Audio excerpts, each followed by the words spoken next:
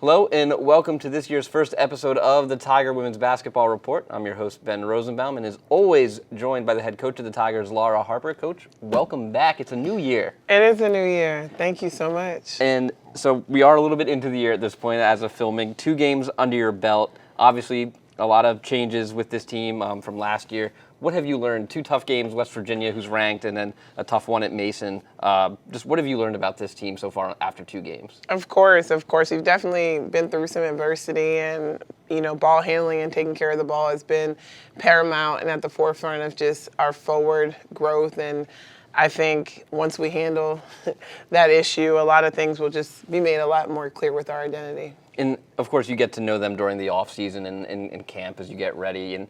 But there's no replacement for actual game reps, and obviously you had a couple scrimmages. There's the Frostburg one, but once the ball went in the air and the game started to count, did you see anything? Did anything reveal itself to you about this group that maybe you didn't expect to see? Of course, it's a really resilient group, and I think ultimately they are coming together.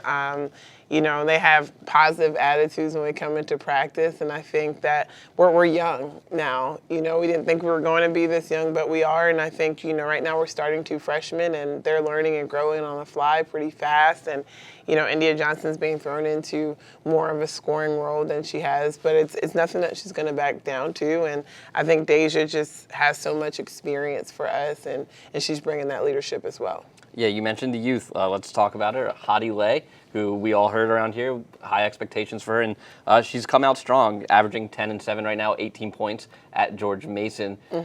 Very long, she's tall. What do you like about her game? And again, a freshman starting and being thrown into the fire. What have you seen from her that's been really impressive? Of course, when we first saw Hadi, it was, wow, she's special. She definitely has the it factor, and, she's going to be a mismatch and nightmare for a lot of people, that 4 position. So, just giving her this platform to grow and to make mistakes and to stay dominant is fun, and you can't really teach that level of talent.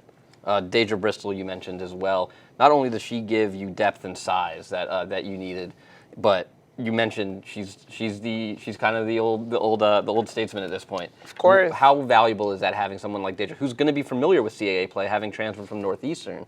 How valuable is her experience, and as you have all these freshmen and young Tigers playing? Absolutely. She's played at a number of different levels, and I think, again, her knowing the CAA, her being confident, her knowing Towson, her being from the area, just gives us another sense of calm and a sense of confidence from that spot. When I think back to the Frostburg scrimmage a few weeks ago, India Johnston, she came in, reputation was she's going to hit threes. And we've seen little growth every year, and obviously now at junior season for her, I think what stood out to me is she's a little more vocal, trying maybe a little more aggressive as well on defense. What have you seen from her, and what does she need to do for you to take that next step now that she's being thrusted into, hey, you're not just a 3-point specialist anymore, you've got to score the ball? Of course, this is definitely India's junior season, and she's got to do a little bit of everything, and she's got to be more of a volume shooter for us. And, we talked percentages yesterday as a team, and it might not always look great for her, where she's used to shooting in the 40%, but she's got to do, and she's got to lead, and she's got to act, and I know that she's ready for this challenge. Now, the start of your season is unique. You're playing 5 on the road to open up before you get to play here inside TU Arena. How challenging is that? How do you prepare a team? I mean, granted, you got some local games in there, so that makes it, I imagine, a little bit easier. Tiny bit. But just playing in a different gym for 5 straight games that's not your own, how do you adjust to that? How do you get a team ready for that? There's no blueprint. I will say that. I think, when you think about the bigger picture, that this is a marathon, not a sprint. And, as we're able to just make it through and grow a little bit more each game, we know that it's not going to get harder than this. When I talk to them about handling the pressure versus West Virginia, look, you're not going to see a press like this again. So what can we take from this and grow?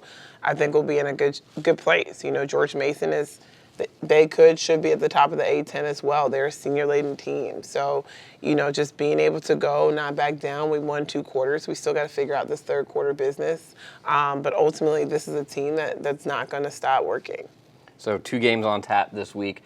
Kind of 2 different ends, no disrespect to Morgan State, 2 different ends of the spectrum. Morgan State coming off a 50-point loss to Richmond, and then on Sunday against the University of Maryland Terrapins.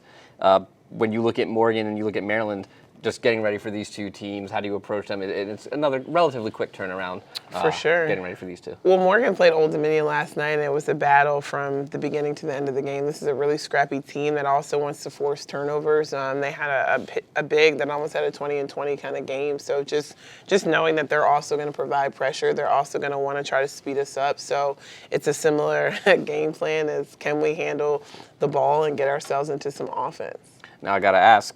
You have a Duke Blue Devil on your staff. I do. Was there any text messaging going on? Maryland coming off a big win over Duke. There wasn't. I think it's interesting. That rivalry is definitely a little more my time, a bit, but no trash talk there.